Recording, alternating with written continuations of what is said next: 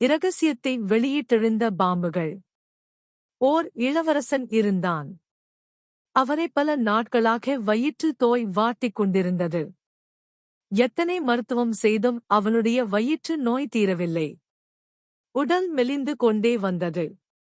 இந்த நோய் தீருவதற்கு எந்த வழியும் காணாத அவன், கடவுளைத் தொழுது தலையாத்திரை செய்தாலாவது தீருமா என்று ஓர் ஊராகச் சென்று கொண்டிருந்தான். ஓர் ஊரில் உள்ள கோயிலில் அவன் சில நாட்கள் தங்கி அங்கிருந்த கடவுளை நாள்தோறும் வழிபட்டுக் கொண்டிருந்தான்.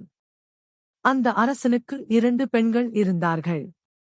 அவர்களில் ஒருத்தியை அரசனுக்கு பிடிக்காது. ஆகவே அவளை எவனாவது ஒரு நோயாளிக்கு கட்டிக் கொடுத்துவிட வேண்டுமென்று எண்ணினான். கோயிலில் தங்கியிருந்த நோயாளிப் பையனைக் கண்டதும் அவனுக்கே தன் மகளை மணம் செய்து கொடுத்து விட்டான். அரசன் வெறுப்புக்காளான அந்த இளவரசி நல்ல குணமுடையவள். அவள் தன் கணவன் ஒரு நோயாளி என்று தெரிந்திருந்தும் அவனையே தெய்வமாக எண்ணி அவனுக்கு பணிவிடைகளைச் செய்து கொண்டிருந்தாள். அவன் தலையாத்திரை சென்ற ஊர்களுக்கெல்லாம் அவளும் கூடவே சென்று உதவி புரிந்தாள். ஒரு நாள் வேறு ஒரு ஊருக்கு அவர்கள் வந்து சேர்ந்தார்கள்.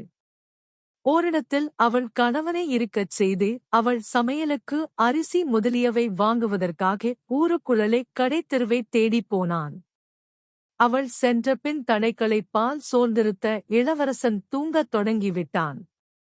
அவன் உறங்கிக் கெண்டிருந்த சமயத்தில் அந்தப் பக்கமாகப் போன பாம்பு சத்தமிட்டது.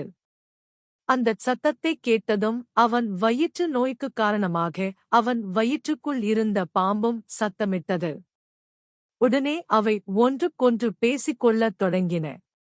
முதலில் சாதாரணமாக பேசிக்கொண்ட அந்தப் பாம்புகள் கடைசியில் கருத்து வேற்றுமை ஏற்பட்டு சச்சரவு செய்து கொள்ளத் தொடங்கின. இந்தச் சமயத்தில் அரிசி வாங்கப் போன இளவரசி அங்கு திரும்பிவிட்டாள். பாம்புகள் விவாதம் புரிவதைக் கண்ட அவள் அப்படியே ஒரு மரத்தின் பின்னால் ஒளிந்து கொண்டு அவை பேசுவதைக் கூர்ந்து கவனித்தாள்.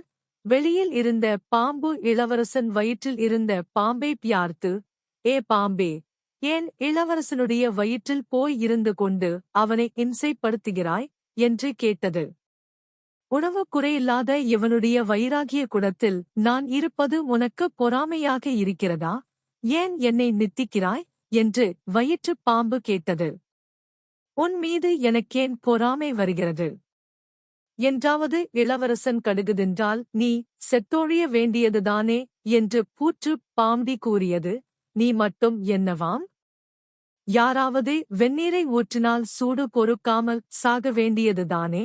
என்று வயிற்றுப் பாம்பு கூறியது. இதைக் கேட்டுக் கொண்டிருந்த இளவரசி அவற்றின் சண்டை தீர்ந்து அவை பிரிந்த பிறகு தன் மறைவிடத்திலிருந்து வெளியே வந்தாள். தன் சமையலுக்கு வாங்கி வைத்திருந்த கடுகை எடுத்து அரைத்து இளவரசனுக்குக் கொடுத்தாள். அவன் கடுகை உண்டதும் வயிற்றுக்குள் இருந்த பாம்பு செத்துவிட்டது. அவன் வயிற்று நோயும் தீர்த்ததையுத்தான் இரகசியத்தைத் தெரிந்து கொண்டதை அறிந்ததால் புற்றுப் பாம்பு என்ன செய்யுமோ என்று பயந்த இளவரசி வெந்நீரைக் காய்ச்சிப் பாம்பு புற்றிலே ஊற்றினாள். புற்றுப் பாம்பும் செத்தது. வயிற்று நோய் தீர்ந்த இளவரசன் தன் ஊருக்குத் திரும்பி இளவரசியோடு இன்பமாக இருந்து தன் நாட்டை ஆண்டு வந்தான். தன் இரகசியம் யாரும் அறியும்படி பேசக்கூடாது.